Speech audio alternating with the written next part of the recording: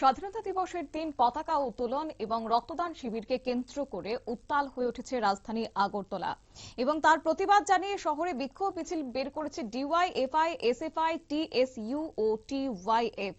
অভিযোগ হচ্ছে স্বাধীনতা দিবস উপলক্ষে পতাকা উত্তোলন এবং রক্তদান শিবিরকে কেন্দ্র করে বিজেপি সমর্থিত দুষ্কৃতিকারীদের একাংশ হামলা চালিয়েছে। আর এই ঘটনায় একটা উত্তেজনা ছড়িয়েছে এবং তার পাশাপাশি বিক্ষোভকারীদের বক্তব্য হচ্ছে যে স্বাধীনতা দিবসের মতো এমন একটা গুরুত্বপূর্ণ দিনে এই রকম ঘটনা অত্যন্ত নিন্দনীয়। শুনুন কি বললেন ডিওয়াইএফআই রাজ্য সভাপতি পলাশ ভৌমিক।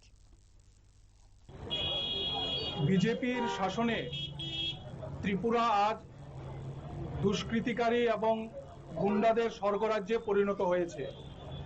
যারা কথায় কথায় রাষ্ট্রবাদী এবং জাতীয়তাবাদের স্লোগান তুলেন, তারাই আমরা দেখলাম গতকাল স্বাধীনতা দিবসের পতাকা উত্তোলনের কর্মসূচি এবং রক্তদান শিবিরের কর্মসূচি বানচাল করতে গুন্ডার ভূমিকায় অবতীর্ণ হয়েছিল। গতকাল 15ই আগস্ট স্বাধীনতা দিবসে বীর সেনানীদের স্মৃতির প্রতি শ্রদ্ধা জানিয়ে ডুকলি এলাকায় সেখানকার স্থানীয় যুবকরা ডিওয়াইএফআই এর রাজ্য সম্পাদক নবারুণ দেবের বাড়িকে কেন্দ্র করে পতাকা উত্তোলনের কর্মসূচি এবং রক্তদান শিবিরের আয়োজন করেছিল। কিন্তু এই শিবিরকে বানচাল করার জন্য বিগত 2 দিন যাবৎ বিজেপি আশ্রিত সমাজদ্রোহীরা ওই এলাকায় আতঙ্কের পরিবেশ, ভয়ের পরিবেশ তৈরি করে এমনকি নবারুণের বাড়িতে ঢুকে তাদের পরিবারের উপর হুমকি দেওয়া হয়, যদি এখানে রক্তদান শিবিরের আয়োজন করা হয় তাহলে পরিণতি ভয়ানক হবে। রক্তদান শিবির করতে নাকি কাউন্সিলরের অনুমতি নিতে হবে।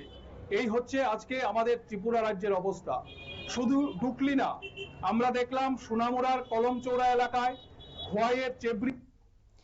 ঘটনার প্রতিবাদ জানিয়ে সংগঠনগুলির পক্ষ থেকে শহরের রাজপথে বিক্ষোভ মিছিল বের করা হয়েছে এবং মিছিল থেকে হামলার ঘটনার জড়িতদের বিরুদ্ধে কঠোর আইনি ব্যবস্থা নেওয়ার দাবি জানানো হয়েছে। তার পাশাপাশি রাজনৈতিক হিংসা বন্ধ করে গণতান্ত্রিক পরিবেশ বজায় রাখার সেদিন দাবি তুলেছেন বিক্ষোভকারীরা এবং একই সঙ্গে এই ধরনের ঘটনা নিন্দনীয় এবং আগামী দিনে যেন এই রকমের ঘটনা না ঘটে সেক্ষেত্রে হুঁশিয়ারি দিয়েছেন তীব্রভাবে।